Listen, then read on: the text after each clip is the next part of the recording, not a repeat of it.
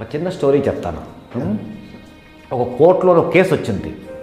ఒక 62 సంవత్సరాలైన ఒక వ్యక్తి కోర్టులో వెళ్ళి కేసు వేస్తాడు. ఏమిట్రా అంటే, నాకంటే 10 సంవత్సరాలు మా అన్నయ్య పెద్ద, వాడికి 72 సంవత్సరాలు, మా అమ్మ దానికి 92 సంవత్సరాలు, మా అమ్మ ఏమో మా అన్నయ్య దగ్గర ఉంది.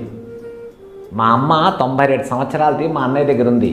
వీడికి 72 సంవత్సరాలు వచ్చాయి. వాడు మా అమ్మనేమో కరెక్ట్గా చూసుకోలేకపోతున్నాడు. సో కోర్టు వాళ్ళని నేను రిక్వెస్ట్ చేస్తుంది ఏంట్రా అంటే, మా అమ్మని దాంతోపాటు మా అన్నయ్యని నా దగ్గర వచ్చి ఉండమనండి, నేను ఇంకా 62 సంవత్సరాలే, వాళ్ళని నేను చూసుకుంటా అన్నాడు. ఆ జడ్జికి అర్థం కాలే. ఆ జడ్జి తర్వాత జడ్జిమెంట్ ఇచ్చిన తర్వాత అన్నాడు, నేను గత 25 సంవత్సరాలుగా ఈ కోర్టులో జడ్జిగా ఉన్నాను. నా దగ్గర వచ్చిన కేసులన్నీ కూడా ఇద్దరు అన్నదమ్ములేమో ఆస్తి కోసం కానీ ప్రాపర్టీ కోసం కానీ అమ్మని వీడించుకోవాలి, అమ్మని వాడించుకోవాలి, నాన్నని వీడించుకోవాలి, లేకపోతే ఇంకేదో కొట్లాట్ల ఓన్లీ నెగిటివ్ గురించి కోర్టుకు వచ్చారు. కానీ ఫస్ట్ టైం ఒక కేసు చూశాను. ఏంట్రా అంటే, నా అమ్మని నేను చూసుకుంటా, మా అన్నయ్యని నేను చూసుకుంటా అన్నది భేష్. కట్ చేస్తే ఇదే జడ్జి వాళ్ళ విలేజ్కి వెళ్ళాడు. విలేజ్కి వెళ్తే అక్కడ వాళ్ళ అన్నయ్య ఉన్నాడు. వాళ్ళ అన్నయ్య 80 వస్తున్నాడు. వాడి దగ్గరికి వెళ్ళి అన్నాడు, అన్నయ్య ఒక పని చేద్దాం, నువ్వు నాతో పాటు హైదరాబాద్ వచ్చి మన ఇద్దరం కలిసి ఉందాం. లేదు నువ్వు రానంటావా, నేను నా కోర్టు అక్కర్లేదు, నేను నీ దగ్గర వచ్చి ఉంటాను. సో అలా ఉండండి అన్నదమ్ములు. చిన్నప్పుడేమో అమ్మ దగ్గర పడుకున్నప్పుడు అమ్మ నాకు కావాలని ఒకడేమో అమ్మాయి చేతి తీసుకుంటే, అమ్మ నాకు కావాలని ఒకడు, అమ్మ నాకు కావాలి అనేసి ఇద్దరు కొట్టుకుంటారు.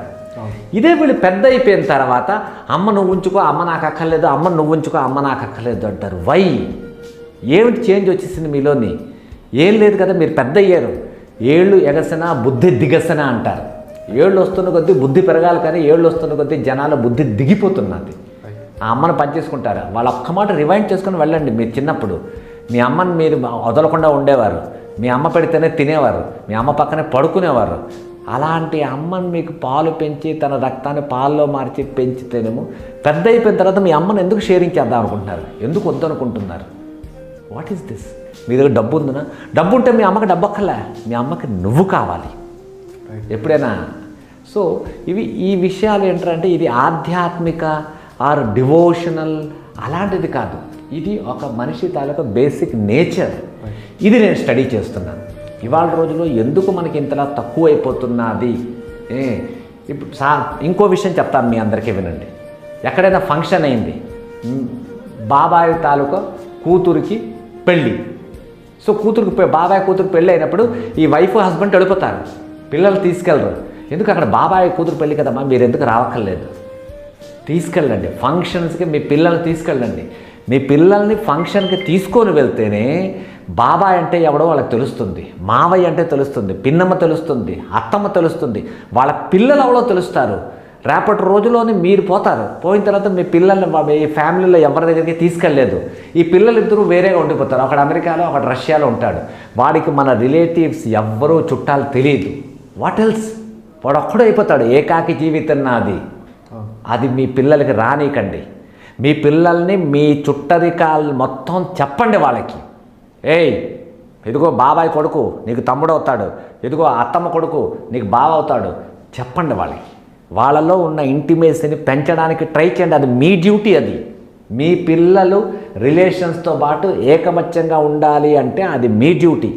మీరే మీ పిల్లల్ని ఎక్కడికి తీసుకెళ్ళకుండా చిన్నప్పటి నుంచి తాతమ్మ దగ్గరికి నువ్వేం వెళ్ళక్కర్లేదురా, తాతగారి దగ్గరికి, అమ్మమ్మ ఎందుకు పంపించండి, మీ తాత దగ్గరికి పంపించండి. వేసవి సెలవులు వచ్చే హాలిడేస్ ఇచ్చారా, విలేజ్కి పంపించండి పిల్లల్ని.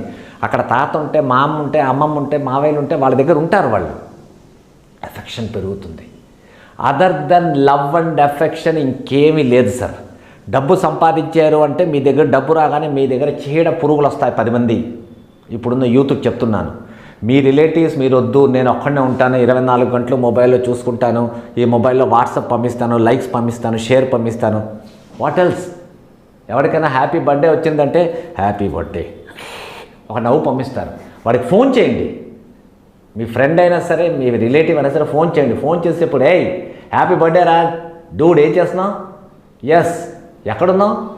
లాస్ ఏంజలస్లోనా? ఈవినింగ్ ప్రోగ్రామ్ ఏంటి? మాట్లాడండి.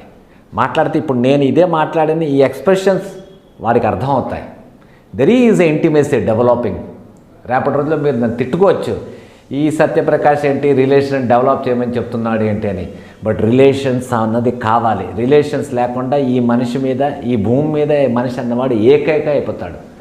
ఏ man alone is a mad man. పిచ్చోడుగా బిహేవ్ చేస్తాడు, పిచ్చెత్తిపోతాడు.